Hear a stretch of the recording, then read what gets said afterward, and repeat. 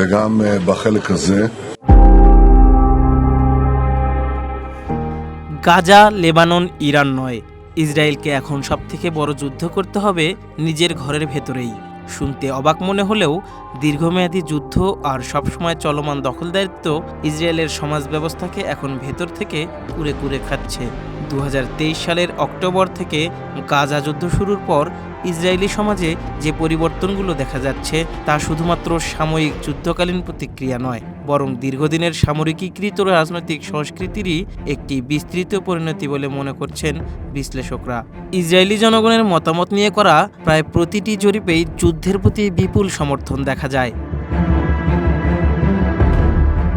আজকের ইসরায়েল এমন একটি সমাজে পরিণত হয়েছে যেখানে প্রায় প্রতিটি সমস্যার সমাধান সামরিক শক্তির মাধ্যমে সম্ভব বলে বিশ্বাস করা হয়। কিন্তু প্রতিশোধ ও সহিংসতার এই সংস্কৃতি এখন ভেতরের দিকেও ফিরে এসেছে, যা ইসরায়েলি সমাজকেই প্রভাবিত করছে। বাড়ছে মানসিক চাপ, সামাজিক অস্থিরতা এবং পারিবারিক ভাঙ্গন। বিভিন্ন প্রতিবেদনে দেখা যায় যুদ্ধ পরবর্তী সময়ে ইসরায়েলে মানসিক স্বাস্থ্য সহায়তার চাহিদা উল্লেখযোগ্যভাবে বেড়েছে। 2025 সালে মানসিক সহায়তার প্রয়োজন অনুভব করেছেন এমন ইসরায়েলিদের হার প্রায় 32% পৌঁছায়। আর 2022-এর তুলনায় পোস্ট ট্রমাটিক স্ট্রেস ডিসঅর্ডার বা পিটিএসডি আক্রান্তের সংখ্যা বেড়ে দাঁড়ায় 40%।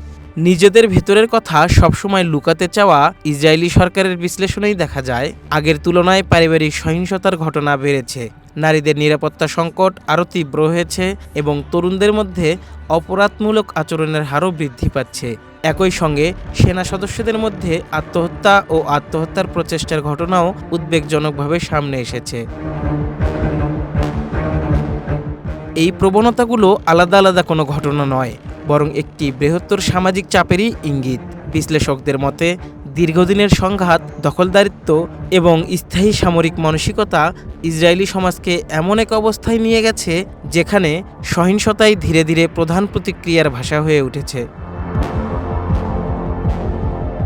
এখন প্রশ্ন দাঁড়ায়, রাষ্ট্র যখন দীর্ঘ সময় ধরে সামরিক শক্তিকে সমাধানের প্রধান উপায় হিসেবে প্রতিষ্ঠা করে, তখন সেই সংস্কৃতিই কি শেষ পর্যন্ত সমাজের ভেতরেও ফিরে আসে? ইসরায়েলের বর্তমান বাস্তবতা অনেকটা সেই প্রশ্নের দিকেই ইঙ্গিত করছে। যুদ্ধ এখন শুধু সীমান্তে সীমাবদ্ধ নেই, এটি প্রবেশ করেছে ঘর, পরিবার এবং মানসিকতার গভীরে। ישראל כבר לא 50. হোসাইন আশু, ওয়ান ডিজিটাল ডেস্ক।